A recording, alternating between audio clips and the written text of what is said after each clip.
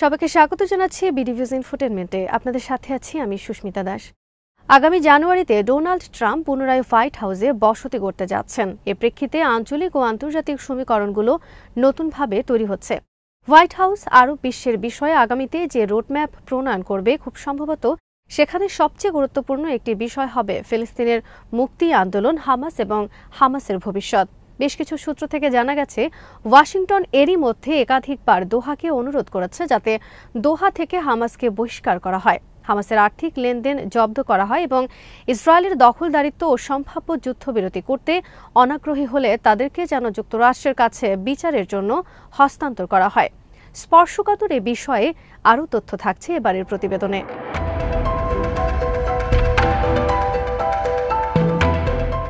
ফিলিস্তিন সংকট সমাধানের ক্ষেত্রে হামাস গুরুত্বপূর্ণ একটি অংশীদার। ফিলিস্তিনের যে অঞ্চলগুলো ইসরায়েল দখল করেছে সেখানে হামাস খুবই জনপ্রিয় এবং জনগণের মাঝে হামাস এবং সংগঠনটির নেতাদের বিপুল গ্রহণযোগ্যতা রয়েছে। মধ্যপ্রাচ্যের নানা দেশ ও ফোরামের সাথেও হামাসের গভীর সম্পর্ক রয়েছে। ফলে হামাস এমন কোনো সংগঠন নয় যার গণভিত্তি নেই। এই কারণে হামাস নির্মূল করা কিংবা এর প্রভাব সীমিত করা সত্যিই বেশ কঠিন। গত এক বছরের যুদ্ধের পর ইসরায়েল আরও ভালোভাবে এই সত্য বুঝেছে।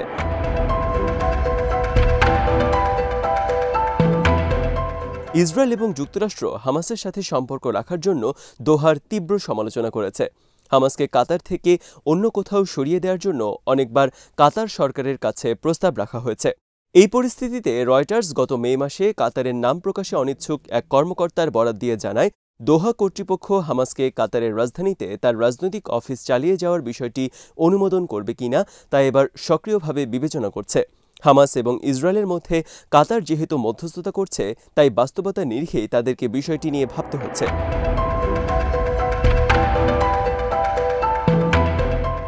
অন্যদিকে কয়েকদিন আগে সিএনএন জানায়, মার্কিন কর্মকর্তারা দোহার কর্মকর্তাদের অনুরোধ করেছিলেন যাতে দোহা থেকে হামাস নেতাদের বহিষ্কার করা হয়। কাতার কর্তৃপক্ষ এরই মধ্যে বিষয়টি হামাস নেতাদের জানিয়ে দিয়েছে। তবে কাতারের পররাষ্ট্র মন্ত্রণালয় এই প্রতিবেদনের প্রতিক্রিয়ায় জানিয়েছে যে দোহায় হামাসের সক্রিয় অফিস পরিচালনার তথ্যগুলো সঠিক নয়।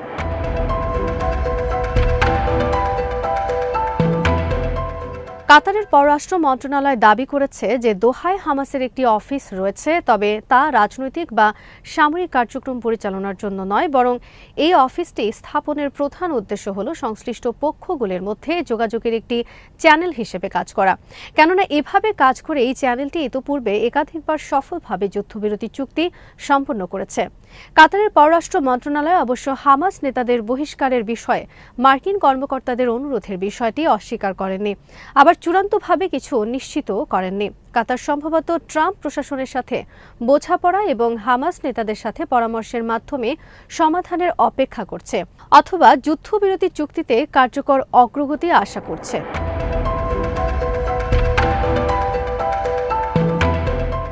কূটনৈতিক মহলগুলোর সূত্র জানায়, কাতার এরই মধ্যে হামাস এবং ইসরায়েলের মধ্যে মধ্যস্থতার কাজ স্থগিত করেছে। পাশাপাশি তারা এমন পরিস্থিতিও তৈরি করেছে যাতে ফলাফল যাই হোক তাদেরকে অস্বস্তিতে পড়তে না হয়। আবার একই সঙ্গে ফিলিস্তিন সংকট সমাধান প্রক্রিয়ায় কাতারের গুরুত্ব যেন কমে না যায় তাও তারা নিশ্চিত করতে চায়।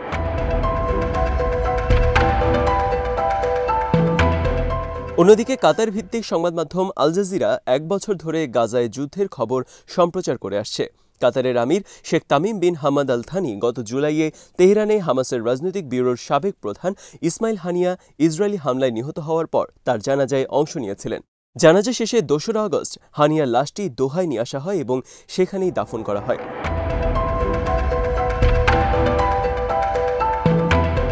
কাতারের তরফ থেকে এখনো পর্যন্ত হামাসকে দোহা ত্যাগ করতে বলা হয়নি, তবে হামাস নেতাদেরকে আমেরিকার অনুরোধ সম্পর্কে জানিয়ে দেওয়া হয়েছে।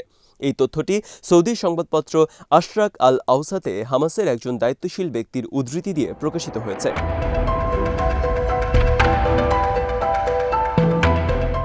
কাতার সরকার হামাসের নেতাদের কাছে কোনো অনুরোধ করেনি, হামাসও তাদেরকে কোনো সুপারিশ করেনি। তবে কাতার সরকার আমেরিকার অনুরোধগুলোকে এক ধরনের চাপ হিসেবেই বিবেচনা করছে। কাতার মনে করছে যুক্তরাষ্ট্র এই চাপ দিচ্ছে যাতে পশ্চিমা প্রেসক্রিপশনের আলোকে যুদ্ধবিরতিতে সম্মত হতে হামাস বাধ্য হয়। হামাস সংগঠনটি মূলত মুসলিম ব্রাদারহুডের একটি অফশুট এবং হামাসের উপস্থিতি শুধুমাত্র কাতারেই সীমাবদ্ধ নয়। হামাসের নেতা এবং কর্মীরা অনেক বছর থেকে লেবানন, সিরিয়া, ইরান, তুরস্ক, মিশর সহ আরও বেশ কিছু দেশে ছড়িয়ে ছিটিয়ে আছে এবং বসবাস করছে।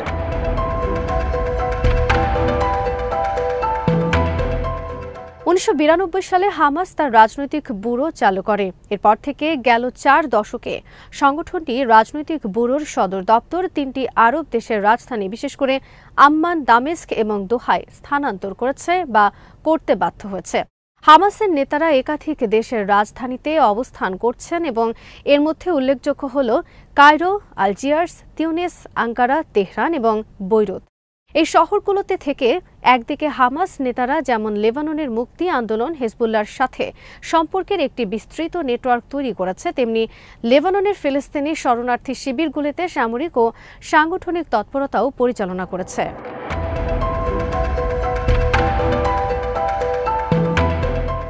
তবে কাতারে হামাসের কার্যক্রমটি বেশ সীমিত এবং কাতার প্রমাণ করতে পেরেছে যে তারা হামাসের রাজনৈতিক ব্যুরোর নেতাদের আশ্রয় দিলেও বা সেখানে একটি অফিস কার্যকর থাকার সুযোগ দিলেও কার্যত তারা হামাসকে মৌলিক কোনো কার্যক্রম পরিচালনা করতে দেয় না। কাতারের অফিস থেকে হামাস শুধুমাত্র সমন্বয়ের কাজটাই করে। এর বাইরে হামাসের মিডিয়া এবং প্রেস কনফারেন্সগুলো বৈরুত থেকেই ধারণকৃত ও প্রচার করা হয়। এই কারণেই কাতার মনে করে তারা হামাসের রাজনৈতিক নেতৃবৃন্দ ও ব্যুরোর অফিসকে দোহায় থাকার অনুমতি দিলেও মধ্যস্থতায় ভূমিকা রাখার ক্ষেত্রে তাদের কোনো সীমাবদ্ধতা নেই।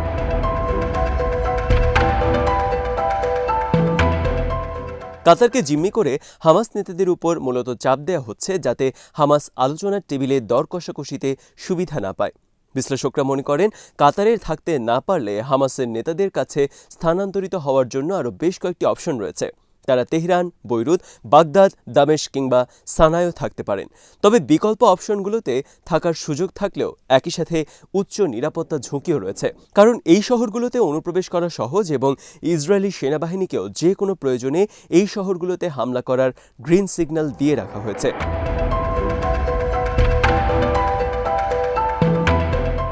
সম্প্রতি তেহরানে ইরানের নতুন প্রেসিডেন্ট মাসুদ পেজিশকিয়ানের শপথ গ্রহণ অনুষ্ঠানে অংশগ্রহণ করতে গেলে ইসমাইল হানিয়া ইসরায়েলি হামলায় নিহত হয়।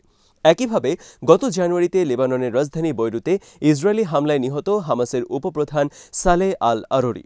এই দুটো ঘটনায় তেহরান এবং বৈরুতের নিরাপত্তাহীনতা এবং সেখানে ইসরায়েলের হামলায় সক্ষমতা স্পষ্ট হয়ে যায়।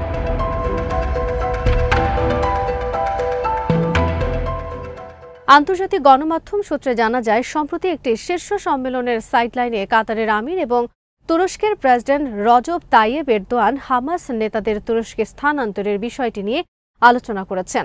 তুরস্ক যদি হামাস নেতাদের নিতে রাজি হয় তাহলে কাতার তাদের যাবতীয় আবাসন এবং বিমার খরচ বহন করবে বলেও জানিয়ে দিয়েছে। দোহার উপর মার্কিন চাপ যদি বাড়তে থাকে তাহলে তুরস্ক একটি বিকল্প হতে পারে।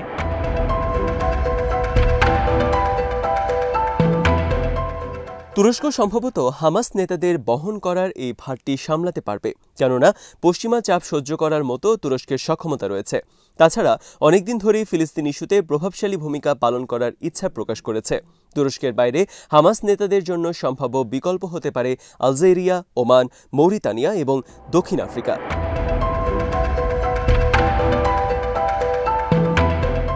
তবে মিশরের সাংবাদিক ও রাজনীতিবিদ তামার শেরিন শাওকি ফেসবুকে একটি ভিন্ন প্রস্তাব উপস্থাপন করেছেন।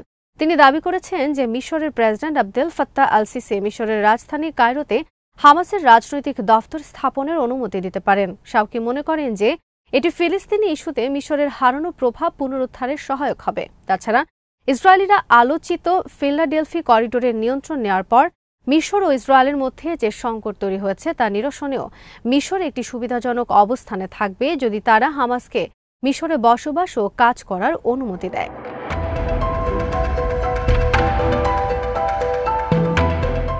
নাম প্রকাশ না করার শর্তে একজন মিশরীয় রাজনৈতিক বিশ্লেষক আরও বলেছেন যে মিশর ইতোমধ্যে কিছু হামাস নেতাকে এবং তাদের পরিবারকে অনানুষ্ঠানিকভাবে বসবাসের অনুমতি দিয়েছে। এদের মধ্যে একজন হলেন মুসা আবু মারজুক। আরও কিছু হামাস নেতা মিশরীয় নাগরিকত্ব নিয়েই সেখানে আছেন।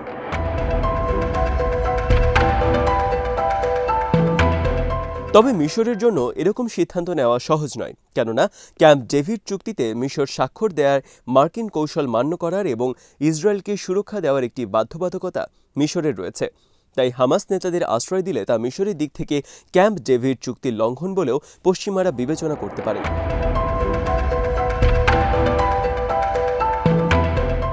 তাছাড়া হামাস নেতারা যদি মিশরে থাকেন আর ইসরায়েল যদি টার্গেট করে তাদের হত্যা করে, তাহলে এই হত্যাকে কেন্দ্র করে মিশর ও ইসরায়েলের মধ্যে সংঘাত ও উত্তেজনা বেড়ে যাওয়ার আশঙ্কাও রয়েছে।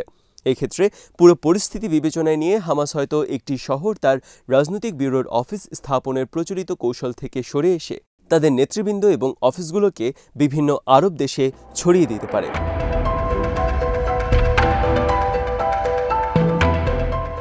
আজ এখানেই শেষ করছি। সমরাস্ত্র, প্রতিরক্ষা ও কূটনীতির নানা তথ্য জানতে চোখ রাখুন বিডিভিউজ ইনফোটেনমেন্টে। চ্যানেলটি ভালো লাগলে সাবস্ক্রাইব করুন, সংযুক্ত থাকুন আমাদের ফেসবুক পেজে।